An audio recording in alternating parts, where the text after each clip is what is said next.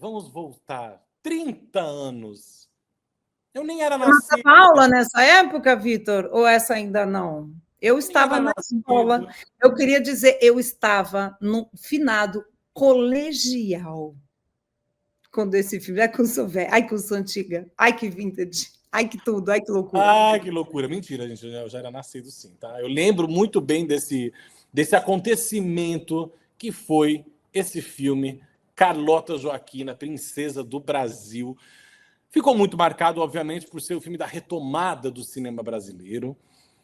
E está chegando aí com uma cópia remasterizada em cartaz nos cinemas do filme da Carla Camurati, que marcou a história do cinema brasileiro. E essa cópia tá belíssima, a direção de arte. É legal a gente assistir agora, né, Flávia?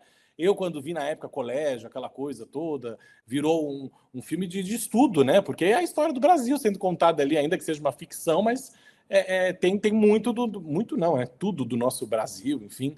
Né, e com esse jeito hilário de ser contado, né, com esses personagens incríveis, maravilhosos.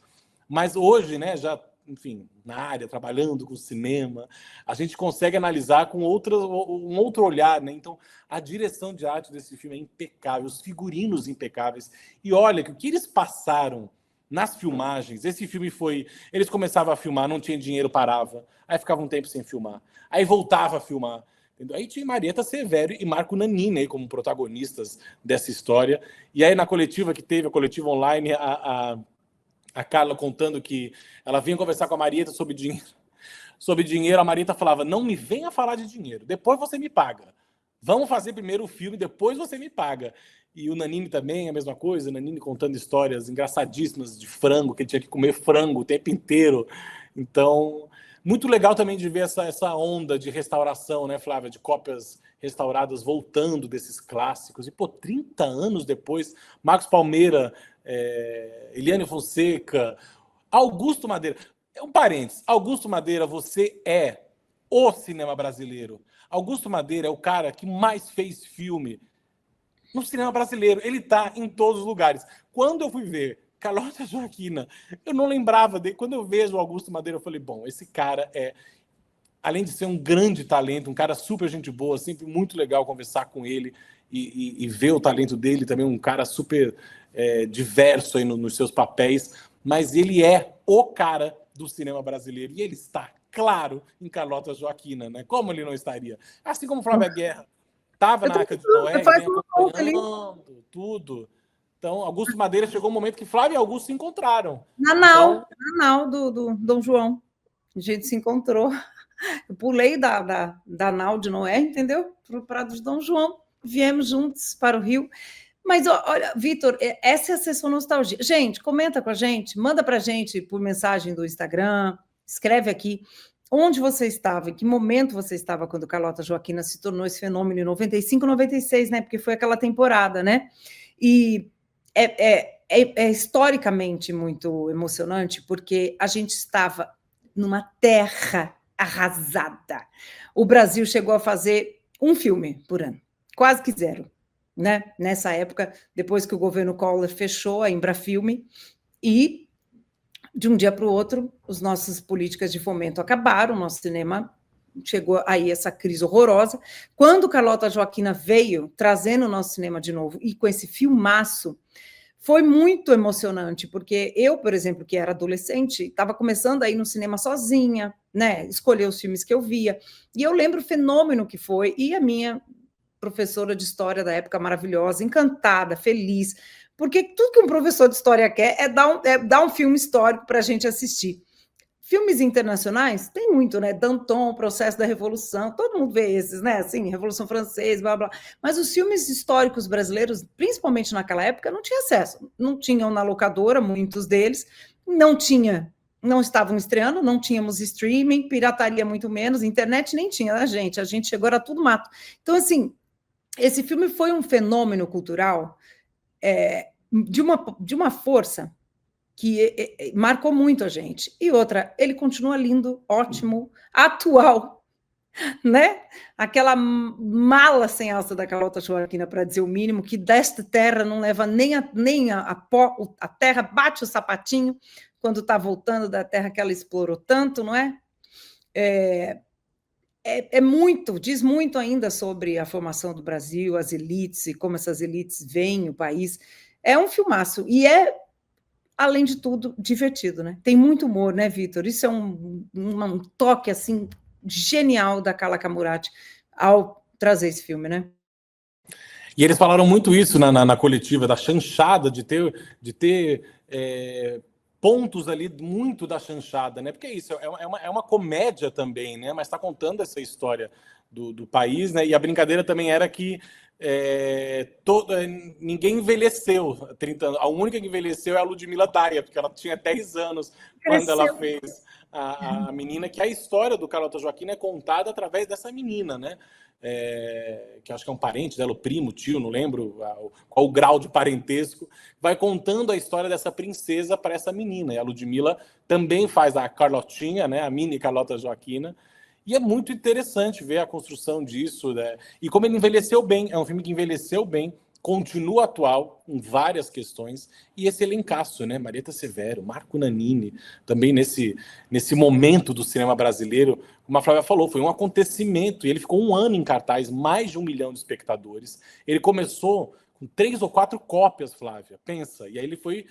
A galera foi procurando, e aí ele chegou a 30 e poucas cópias, numa época era película ainda também, né? Então, e eles contaram vários casos, enfim, dos bastidores dessa história, 30 anos depois, chegando aí voltando, né, o Carlota Joaquina, muito legal. E eu aproveitei, já que esse lançamento aí desse fenômeno cultural pop brasileiro, Carlota Joaquina, eu conversei com a diretora, com a Carla Camurati, e também com a Bianca De Philippis, que é a produtora, e foi o primeiro filme dela como produtora, e elas contaram um pouquinho aí desses bastidores do Carlota Joaquina, de como foi realizar na época, e de como também está sendo para elas encontrar esse novo público, né? Porque é isso, a gente viu, muita gente viu, mas muita gente também não viu. E vai ser muito interessante ver um filme desse, de 30 anos atrás, que continua muito atual, né, Flávia? Então vamos ver esse papo aí com essas duas grandes mulheres aí do cinema brasileiro. Vamos lá. Bom, então vamos falar desse relançamento tão esperado, né? Acho que eu estava assistindo aí a coletiva, vocês contando tantas histórias, a gente vai imaginando como é que foi esses bastidores, enfim. E é um momento muito importante do cinema brasileiro, assim como foi o lançamento do Carlota Joaquina há 30 anos atrás. Foi um momento muito marcante do cinema brasileiro. Acho que hoje a gente está celebrando, né, esse momento do cinema, das bilheterias, prêmios, enfim, tantas seleções internacionais, sucesso aqui no nosso país. Como é que está sendo para vocês também voltar nesse tempo? Ainda que seja um filme que vai chegar para um novo público, e a gente espera muito que chegue, mas revendo o filme também agora, em outro momento, é outra sensação, né? É um filme muito diferente para a gente, assim, também. Ele Porque, continua. Eu acho que é isso. exatamente. Ele tem uma linguagem que continua sendo uma linguagem original, única, onde você não tem. A gente estava conversando exatamente na coletiva que como o cinema, de alguma maneira, encaretou sobre muitos aspectos, toda na relação de sexualidade, né? Ele se tornou um cinema muito mais violento, e o Carlota tem essa coisa, essa aura do humor, do pitoresco, da chanchada brasileira e de uma certa liberdade na relação com o sexo. Eu acho que o filme, na verdade, não envelheceu. Ele continua muito atual. E até por isso a nossa vontade de relançar ele no cinema e de mostrar para as novas gerações que não tiveram oportunidade de ver na tela grande. E quem já viu, rever. E foi muito impressionante ontem o público. Muita gente já tinha visto o filme 30 anos atrás e saiu muito surpreso. Nossa, como esse filme é bom, como esse filme é bom. Então, assim, isso foi contagiante. Geral, foi muito contagiante. Não só os atores. Eu passei por isso 1 ano atrás, quando eu vi o filme que a Carla me chamou, e eu falei, nossa, o filme continua muito bom. Ele não envelheceu. Ele dá um caldo ainda. Vamos. E ontem foi muito lindo no cinema, porque estava muito lotado. Eram 3 salas empacotadas e uma outra quarta com meia. E foi muito lindo, porque tinha uma alegria no ambiente, uma coisa divertida, todo mundo feliz, todo mundo falando com todo mundo. Não havia nenhuma tensão, porque o filme não estava sendo lançado. Na realidade, quem não conhecia e não tinha visto tinha ouvido falar bem. Então, você não tinha nenhum travo, nenhuma insegurança, nenhum clima. Era só alegria, gargalhada, as pessoas se vendo. Foi muito boa para a estreia. Muita gente já tinha visto na escola, né? A galera que trabalha com a gente, né? Mais jovem e tal, já tinha visto o filme na escola, na no TV, vestibular. no vestibular. E ver na tela grande é uma outra emoção, né? E todo mundo muito emocionado. Os atores, nossa, como o filme é bom, como me assisti, não me vi na tela. Isso é a máxima de todos os atores, é dizer assim: você acredita que eu não me reconheci? Eu assisti o filme como se não fosse eu. É muito bom isso. E aí até a gente fala, né, que só quem envelheceu foi a Ludmilla. É a nossa brincadeira íntima, que está todo mundo igual, menos a Lud. Ela envelheceu, realmente. A gente só vê a passagem do tempo quando a gente olha a Ludmilla. Que a gente Mas tá é muito igualzinho. interessante.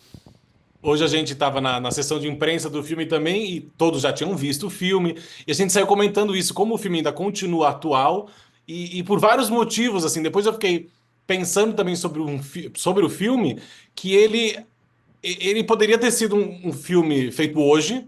Eu acho que ele traz tantas referências, né? A direção de arte agora, quando eu vi a primeira vez, eu acho que provavelmente deve ter sido também na escola, aula de história, essa coisa toda.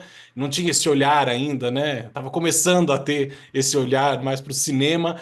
Mas como a gente analisa a direção de arte, o figurino, que não deixa a desejar em nada para as produções de hoje em dia. Então, e ouvindo vocês contando as histórias de como foi feito também, eu acho que isso vai reverberando vocês nesse momento de nostalgia, mas também de algo atual, né? Ele chega contando essa história atual, porque continua contando a história do Brasil, mas é um filme muito atual. Então, como é que está sendo também relembrar essas histórias? Porque eu acho que você faz um filme 30 anos atrás, volta e meia, lembra aqui uma história, conta, mas agora vocês todos juntos revivendo isso também, né? Como é que vocês fazem, além dessa sessão nostalgia, mas também essa conversa com o atual, com a produção audiovisual brasileira atual, né?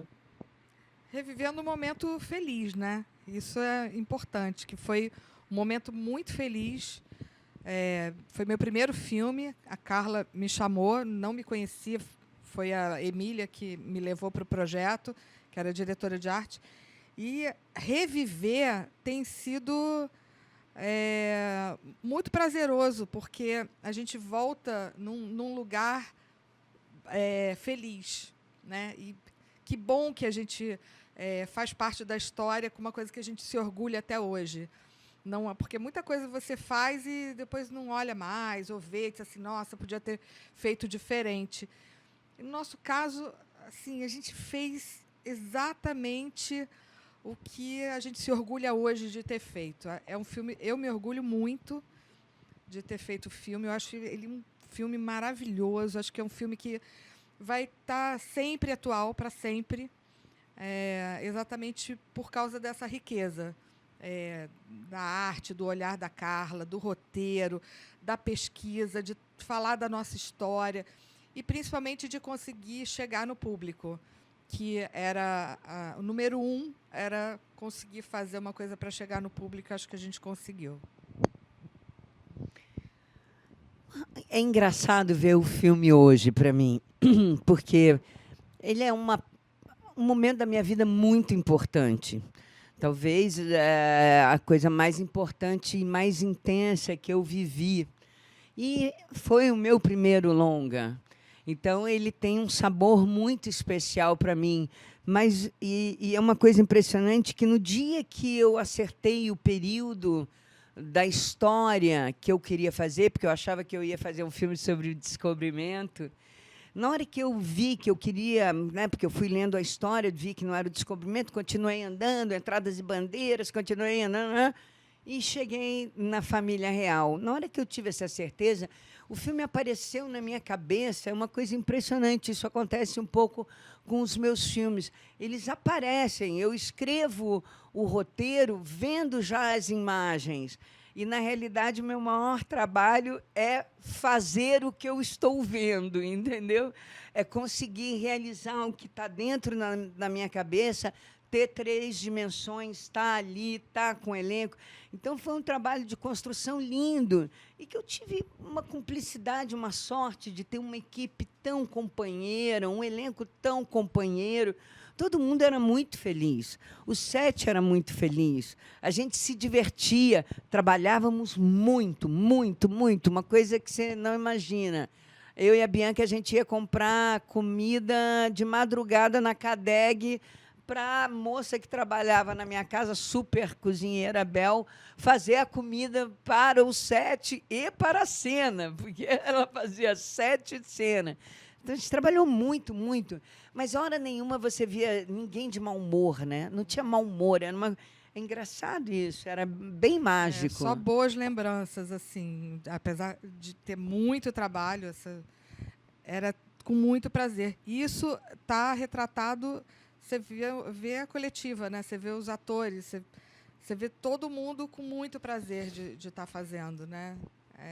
Isso é muito, muito bom reviver isso. Espero que a gente reviva também as salas cheias.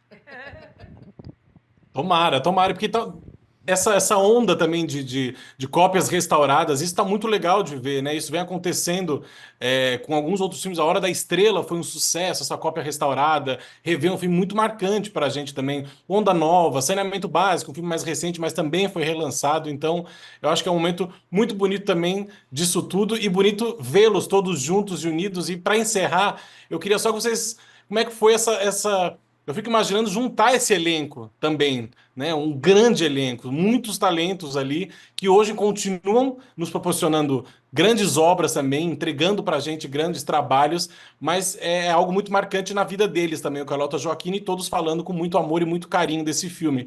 Então, como é que foi juntar esse elenco todo? Principalmente Marieta e o Nanini ali, nesses 2 grandes papéis, 2 grandes nomes. Na realidade, a gente sempre brinca entre a gente que o filme escolheu o destino dele, que a gente tentava guiar algumas coisas, mas que ele ia escolhendo e a gente corria atrás dele para acompanhar o ritmo. O elenco foi sendo fechado assim, meio aos poucos. O Nanini eu já queria, a Marieta leu o roteiro, se apaixonou, eu achava que era difícil a Marieta ter tempo, aceitar o dinheiro que a gente tinha, a Ludmilla, a Bianca percorrendo várias salas de dança espanhola, acabou achando. O Marquinhos Palmeira, eu queria que ele fosse Dom Pedro, eu achava que o Marquinhos tinha essa aura, essa coisa que Dom Pedro tem até hoje para nós na história do Brasil. Só que é o Dom Pedro que a menina imagina. Não é o Dom Pedro que a gente vê pintado nos quadros no Museu do Ipiranga.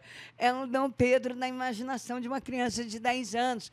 Então, o filme pulsa essas como é que eu vou dizer, essas referências, e as referências de quadrinhos, sabe? Quando ela morde a orelha dele, que tem aquela boca com aquele leão. Ele é todo, ele tem uma coisa lúdica que é saborosa até hoje para qualquer idade. Ele não é arrogante como filme, nem pretensioso, ele não está ali para... Ele está ali para divertir, para contar uma história com fatos reais de uma maneira irreverente, entendeu? E consegue, faz isso muito bem, viu?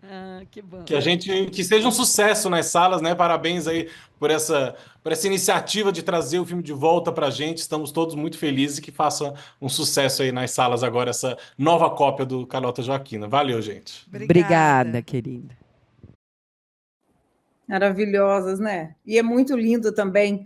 Não falei, mas, né, sempre bom. 2 mulheres, né, do cinema brasileiro. Carla, grande diretora. A gente está sempre aqui jogando luz sobre o trabalho das diretoras e elas, né, Carla conta de um jeito maravilhoso. A Carlota, para quem não lembra rapidinho, ela era espanhola, lembra?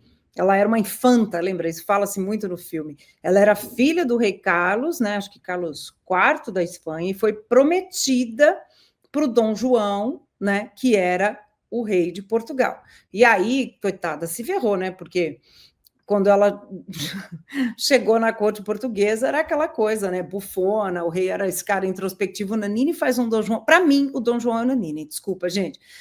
Não consigo. Posso ver o quadro do Dom João, posso ler, mas para mim o Dom João vai ser sempre o Nanini comendo seu frango.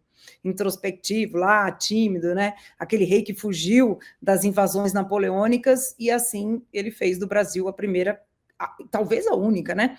Capital de um império fora da matriz, né? O Rio se tornou a capital do Império Além-Mar, do Reino de Portugal. Então, para mim é isso, a Carlota é a Marieta Severo e o Nanini é o Dom João. Não consigo desassociar, jamais vou conseguir, Vitor. Poder do cinema, né? Exatamente, porque é muito marcante essas imagens, né? E como Carlota também, essa questão da retomada, então ficou muito na nossa mente esse filme e essas imagens, né? Então não percam essa cópia, que está lindíssima, e esse super filme brasileiro aí, Carlota Joaquina, Princesa do Brasil, de volta aos cinemas 30 anos depois.